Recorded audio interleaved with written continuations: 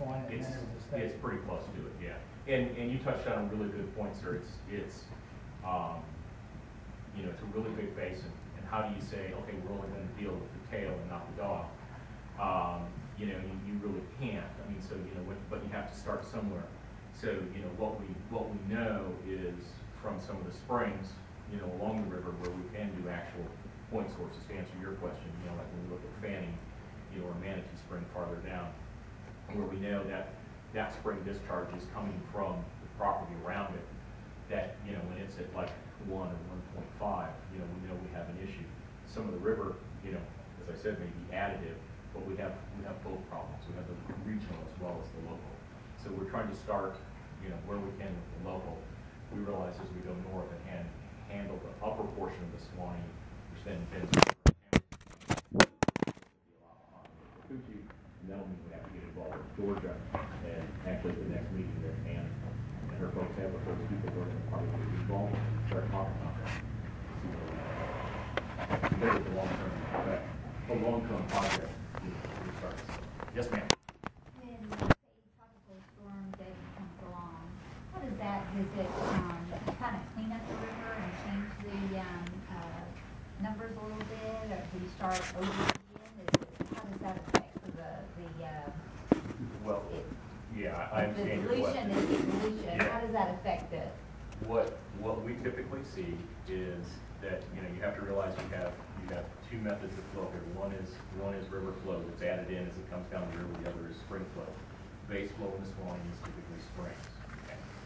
But as we move forward with a huge volume of water, it basically, as you said, it flushes. So you know you do get rid of a lot of the algae. The other visual benefit is because the Suwannee is tannic, you don't see the algal blooms like you do if you go to Fanning Springs or Manatee Springs and you see that, you know, that green fuzzy stuff. That's not supposed to be there. So those huge influshes of water tend to sort of purge the system, but they don't overall reduce your nutrient levels for more than, like, you know, just a little peak, because you have such a large load associated out in the basin that continues to basically leach into the aquaculture. So it's a good, you know, it's a good purge. It gets rid of a lot of the loose stuff, if you will, but it's not a long-term solution.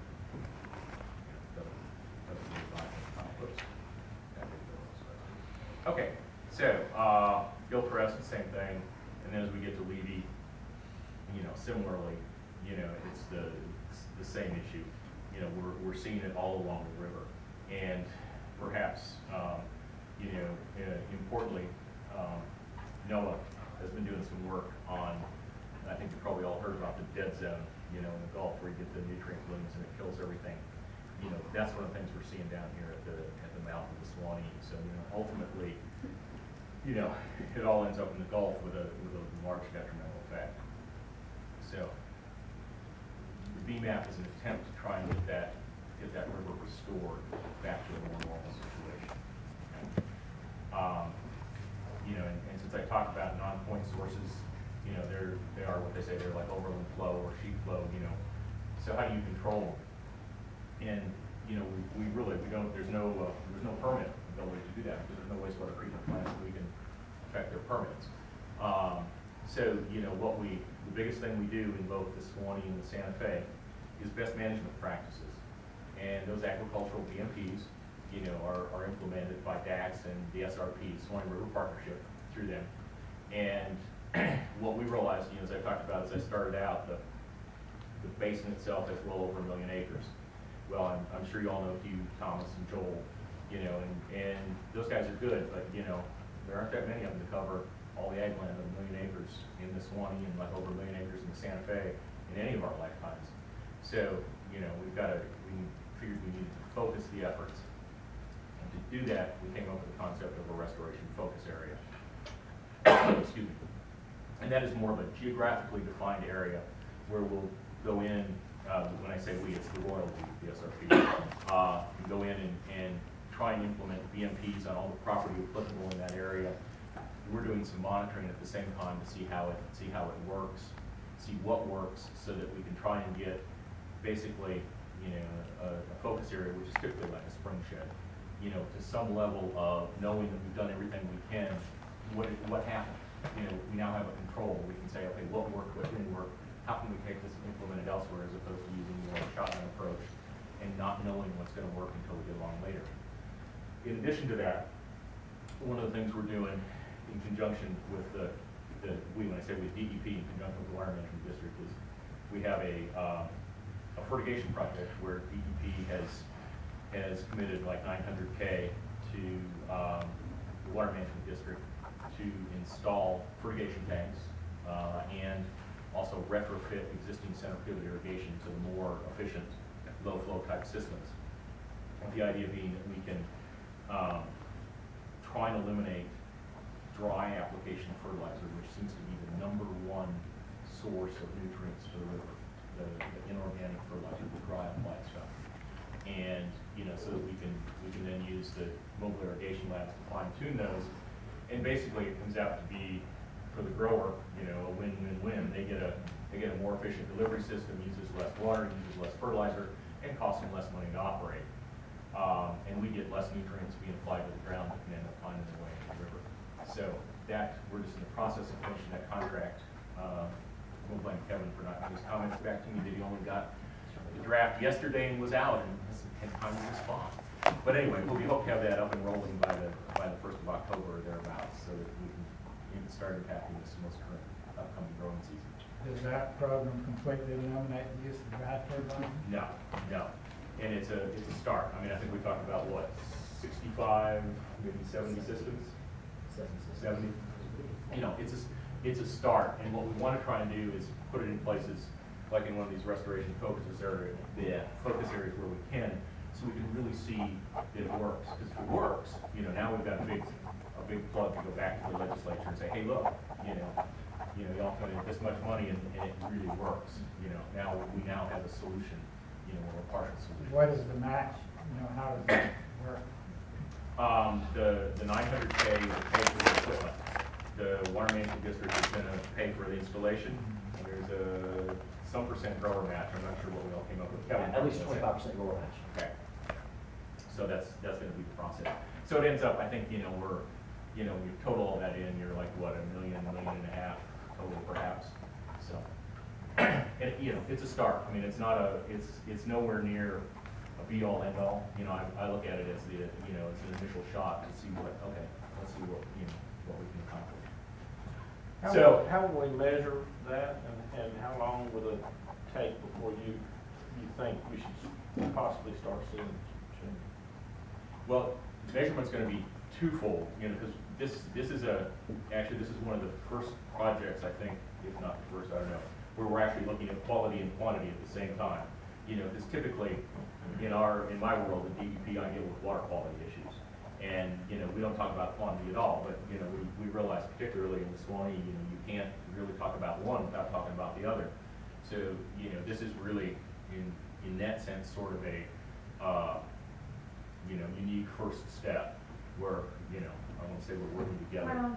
Groundbreaking, there we go, thank you. And from a quantity standpoint, a water use standpoint, there'll be probably like flow meters or metered into electrical systems, they're electrical pumps, to determine what efficiency is achieved.